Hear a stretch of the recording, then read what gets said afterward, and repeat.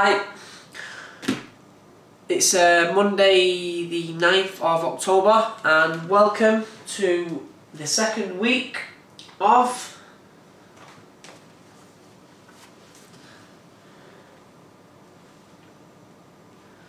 Dr. One Space, aka the drone space.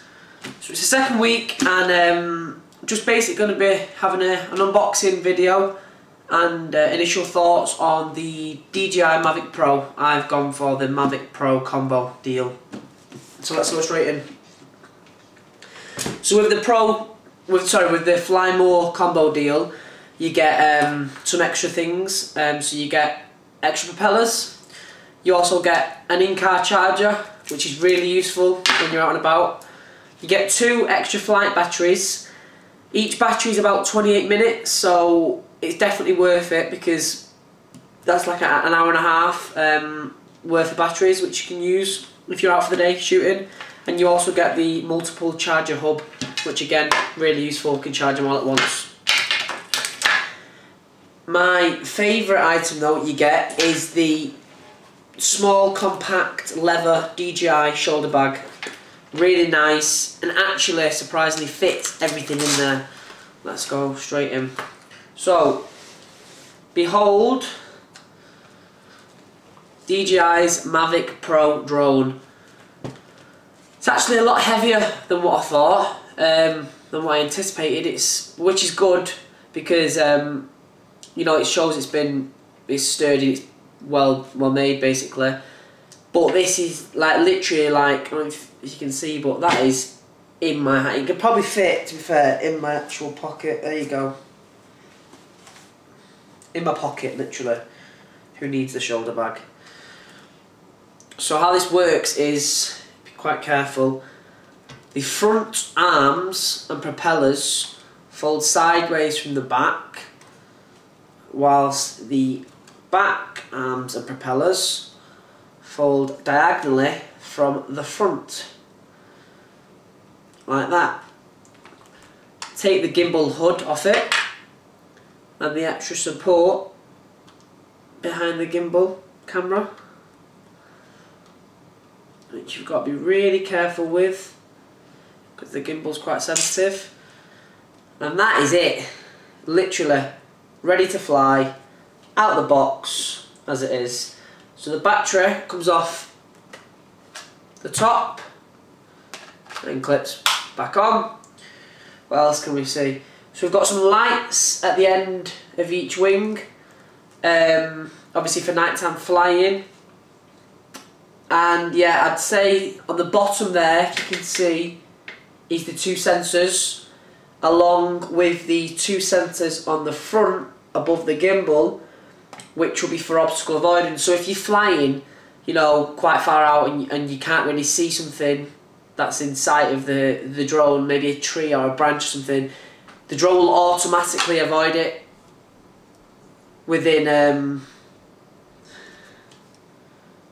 just checking that gimbal, sorry.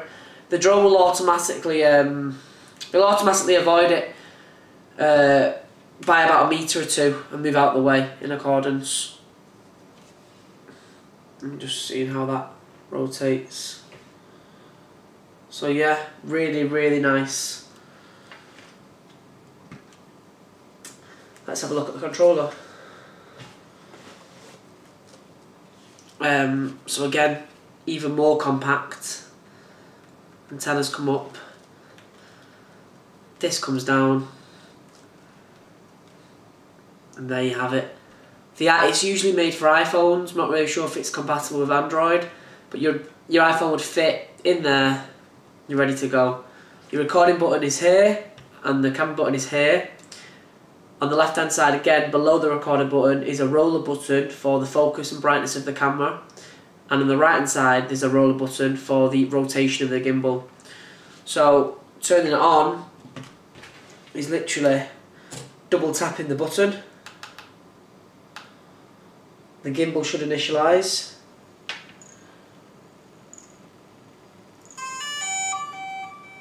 Calibrating itself. And the same with the controller. Double tap. And you'll hear DJI's famous ringtone. automatically connected. So let me just turn them off.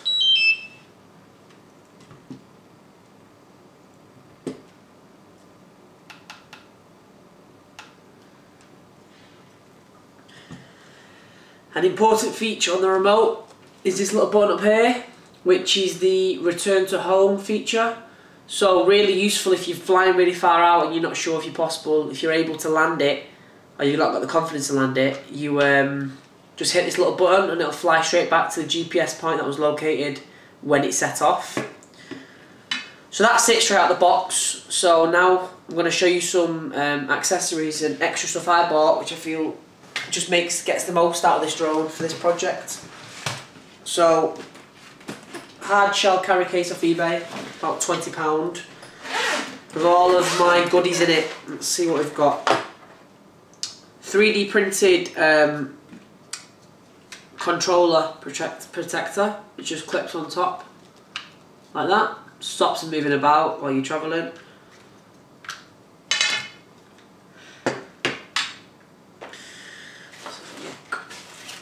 LiPo safety bag for the batteries to stop them leaking, if they do. Some extra accessories and leads for the controller. So these are some Polar Pro cinematic effect filters, ND4, ND8 and ND16.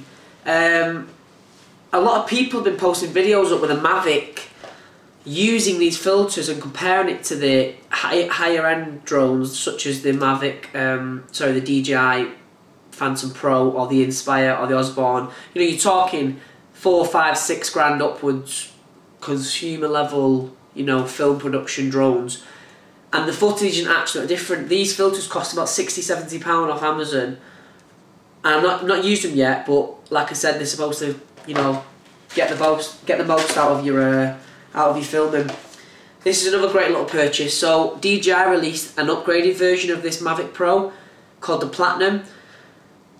There wasn't really much difference besides from the hefty £300 price tag. The actual performance of the drones weren't much different. There was obviously difference in colour. The Platinum was like a whitey colour, white grey colour. There was an extended battery life, so this one is 28 minutes. On the Platinum it's 31 minutes, so 3 minutes.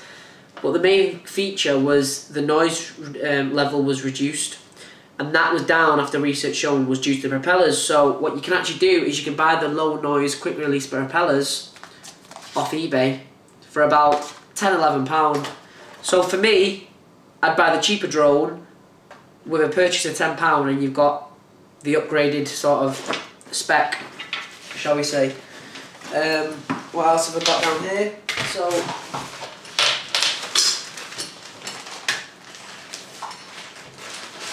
I've got a landing pad, which I think is really good for the drone when it's setting off, because it can pinpoint this as its GPS point. It knows exactly where to come back in case the weather changes and it starts to rain and the point that it's set off from may be different. A signal booster, great little tool. Again, it's about £4 or £5 off eBay. Now, you can't really tell if it works, but it's not going to make it worse. So fits over the top really nicely, like that.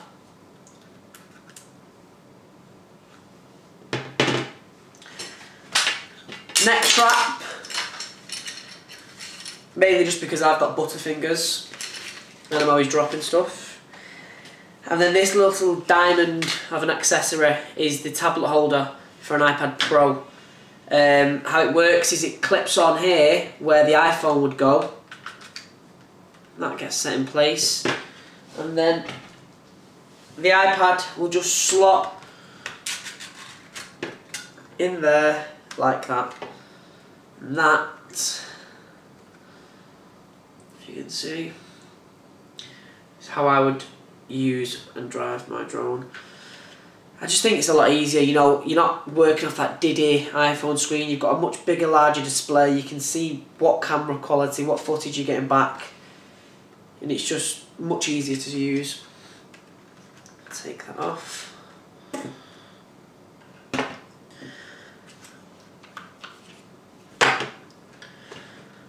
But yeah, overall, really impressed. Those first thoughts, I like it. It's a lot sturdier and heavier than what I thought, but the durability and how compact it is, like I said, it can virtually fit in your hand. So can't wait to take it out in the next week or so, and I'll be putting up some more pictures and videos once I've hopefully started to master it. Thanks a lot. Cheers. Tune in next week.